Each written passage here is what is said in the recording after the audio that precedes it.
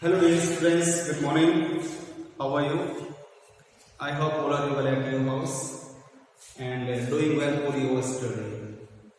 Dear students, कल का जो वीडियो जो हमारा बना था वो टेक्निकल फॉल्ट की वजह से उसकी जो क्लियरिटी थी वो अच्छी नहीं आ पाई।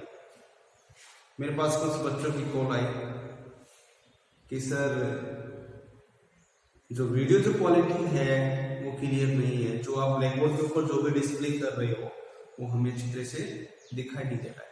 तो बेटा क्या है कि कई बार कुछ ऐसा टेक्निकल फॉल्ट की वजह से कि जब हम इसको वीडियो कंप्रेस करते हैं तो कंप्रेस करने की वजह से उसकी जो क्वालिटी को जब हम हाई लेवल के ऊपर लेके आते हैं या फिर लो के ऊपर लेके आते हैं तो वहां पे कुछ ना कुछ प्रॉब्लम्स क्रिएट होती है, तो इसकी वजह से वो क्लियरिटी नहीं आती है। आज मैं कोशिश करूंगा कि जो वीडियो जो क्वालिटी है वो आप लोगों के लिए अच्छी रहे, बेस्ट रहे, जिससे आपका जो भी टॉपिक आप यहाँ पे कर रहे हो वो आपको अच्छी तरह से समझ में आए। तो बेटा हम लोगों ने स्टार्ट किया हुआ है वॉइस। क्या स्टार्ट किया हुआ बेटा? वॉइस। और वॉइस के अंदर हम लोगों ने क्या कर लिया था कि प्रेजेंट वाला जो भी है हमने कंप्लीट कर लिया था। आज इसका हम पास्ट जो इंडेफिनिट टेंसेस है उसको लेके चलते हैं। कौन सा बेटा? पास्ट इंडेफिनिट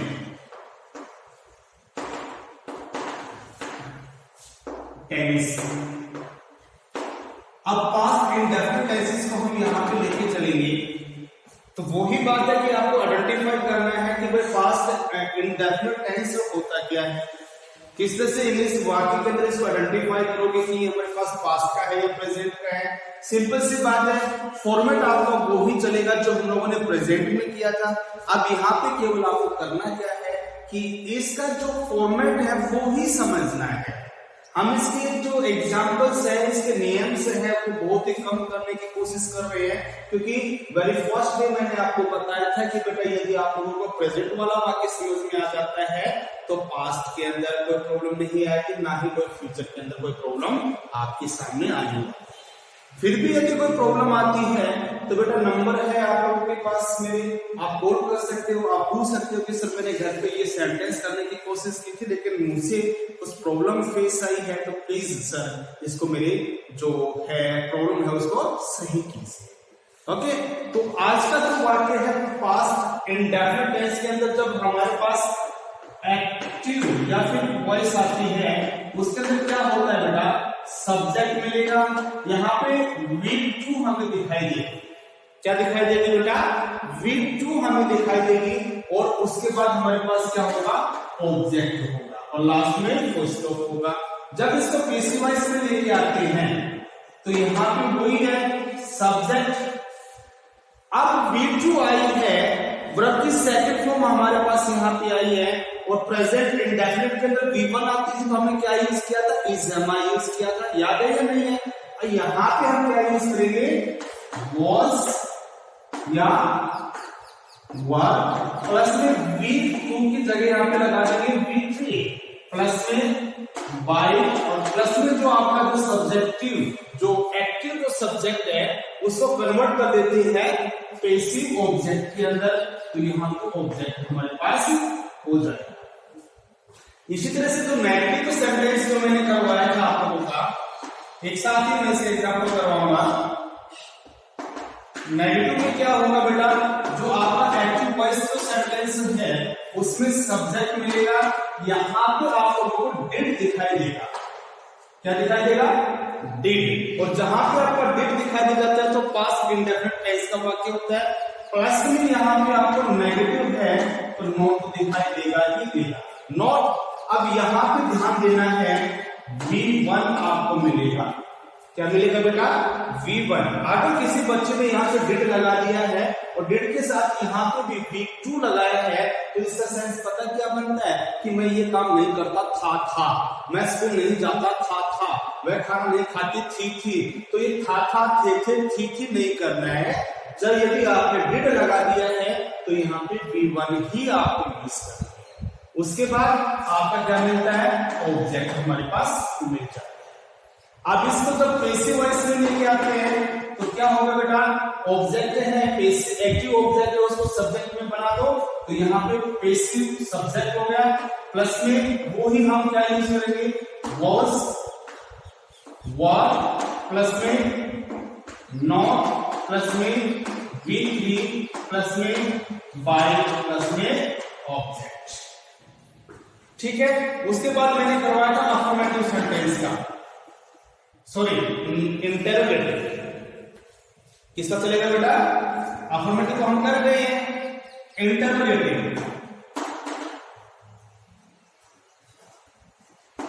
और इंटरोगेटिव सेंटेंस में क्या होता है, जब हम एक्टिव वॉइस की बात करते हैं तो जो टाइमर जो होता है वो हमारे पास सब्जेक्ट से पहले आता है, तो क्या आएगा बेटा, डिड प्लस में सब्जेक्ट प्लस में V1 प्लस में ऑब्जेक्ट प्लस में इंटरोगेटिव।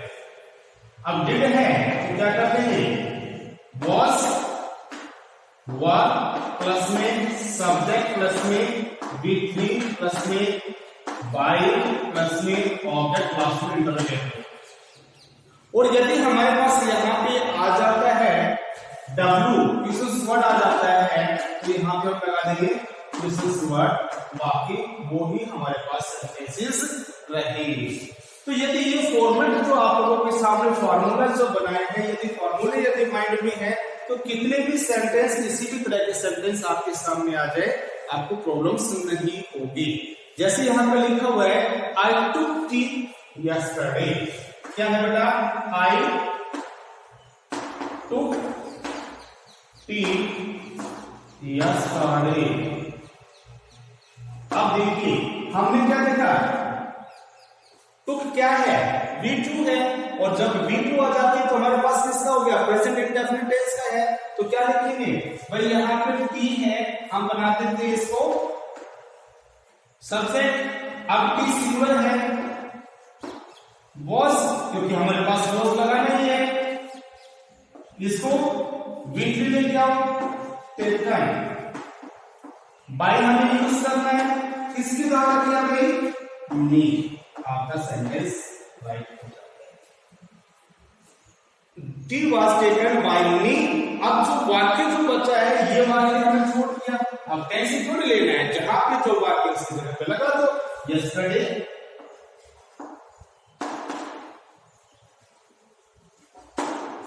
बोलिए, प्रॉब्लम आई? दूसरा देख लीजिए, we did not sing a song. चलो, we did not sing songs. वही वाक्य है, डिड दिखाई दिया है, नोट आया है, तो कौन सा हो गया भाई हमारे पास, नेगेटिव वाला वाक्य हो गया। तो क्या करेंगे, सॉन्ग्स लिख के आइए इसको। अब सॉन्ग्स आपका सिंगुलर है या प्लूरल है, प्लूरल है ना, तो यहां पे क्या आ जाएगा, were not song by, note आया, नोट लगा दिया, बस वाक्य हमारे पास क्या हो गया बेटा, राइट हो जाता है। ये आपकी जो स्पेलिंग सम है, इसमें ये सेकंड फॉर्म होती है बेटा, यहां पे यू आएगा। क्लियर है? दूसरा देखिए, did we not do the sums, did we not do the sums, क्या लिखा है यहां पे, did we not do the sums.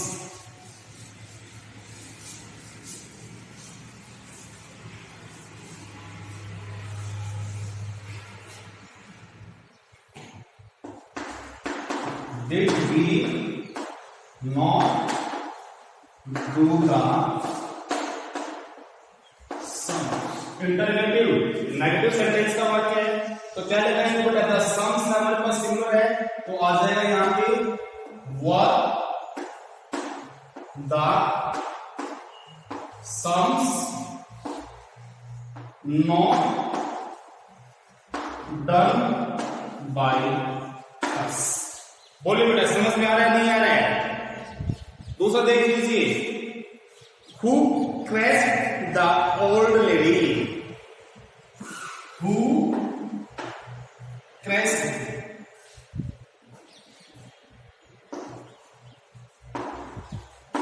the old lady। और हमारे पास सेंटेंस WHO फैमिली वाला है, तो who आया बेटा, वो किसमें चेंज कर देंगे, by whom। उसके बाद क्या लगाएंगे बेटा, द लेडी सिंगल है प्लूरल है, सिंगल है तो क्या हो जाएगा, was the old lady crashed। Answer right हो जाएगा। लास्ट और देख लीजिए इसमें,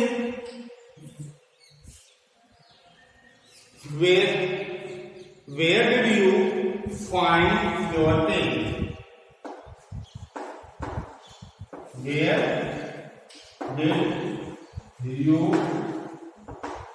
find your pen? तो क्या लिखिए बेटा, वेयर का आपने क्या लगा दिया, वेयर, पेन आपका सिंगल है तो वाज योर पेन, क्या करेंगे, फाइंड, फाउंड, फाउंड।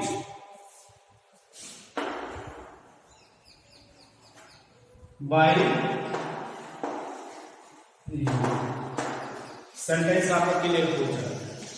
ऐसा करता हूं बेटा, प्रेजेंट इंडेफिनिट टेंस के अंदर, सॉरी पास्ट इंडेफिनिट टेंस के अंदर कोई प्रॉब्लम तो नहीं है ना, किसी तरह की प्रॉब्लम है तो आप देख लीजिए। इसी तरह से सारे क्वेश्चन यदि आपके पास ये माइंड में है तो आप इसको आसानी से कर सकते हो, माइंड में नहीं है तो बेटा कुछ भी नहीं कर सकते। नेक्स्ट हमारे पास इसी का टॉपिक आता है जिसको हम बोलते हैं पास्ट कॉन्टिन्यूअस टेंस। क्या आएगा बेटा, आज इसको थोड़ा जल्दी करते हैं हम, क्योंकि इतना लंबा टाइम हमारे पास नहीं होगा। जो भी टॉपिक है हम बार बार जल्दी करने की कोशिश करेंगे। शुरुआत में हम लोग स्लो चलते हैं, उसके बाद फिर आपको वही चीज आ जाती है जो हम लोग करते आ रहे हैं। यहाँ पे टेंस आपका हो गया है पास्ट कॉन्टिन्यूअस। कौन सा आ जाएगा भाई,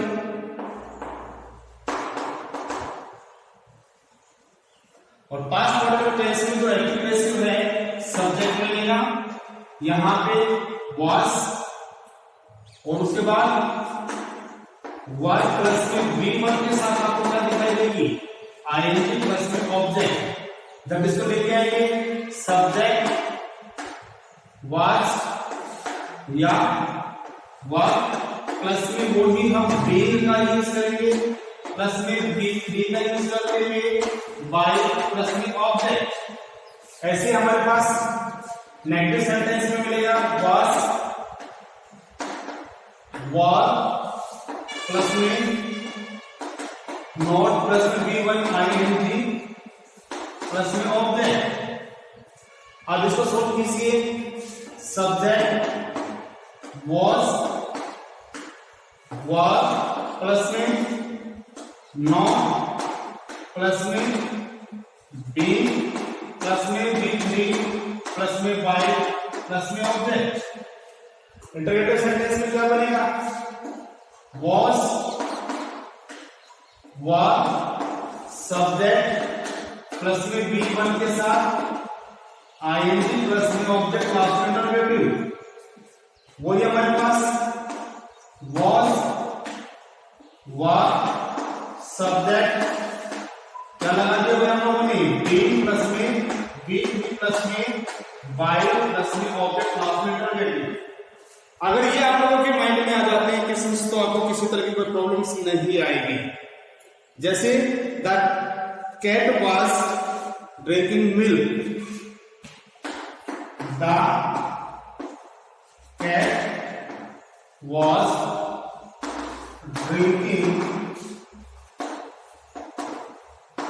मिल्क, किसका वाक्य चलेगा, वाज के साथ आईएनजी आया है या नहीं आया है, तो क्या लिखेंगे, मिल्क was being drink, क्या है बेटा, drunk, बाय द टेट। वही वाक्य बन जाती है, सिर्फ आपको क्या करना है, इस नियम के ऊपर चलना है। अगर नियम आपके पास सही है तो सही है। जैसे कि what was Gurmeet doing, what was Mohan doing, ये वाक्य देखिए बेटा, व्हाट का हमने क्या लगा दिया, व्हाट वाज, अब इसका ऑब्जेक्ट नहीं है तो छोड़ देंगे, तो क्या हो जाएगा, what was being done by Mohan. बोलिए बेटा, कुछ प्रॉब्लम आई? बिल्कुल सिंपल सा तरीका है कि आपको देखना है who was where they teaching us, ये लगा लीजिए, where they were they teaching us, ये लगा लीजिए।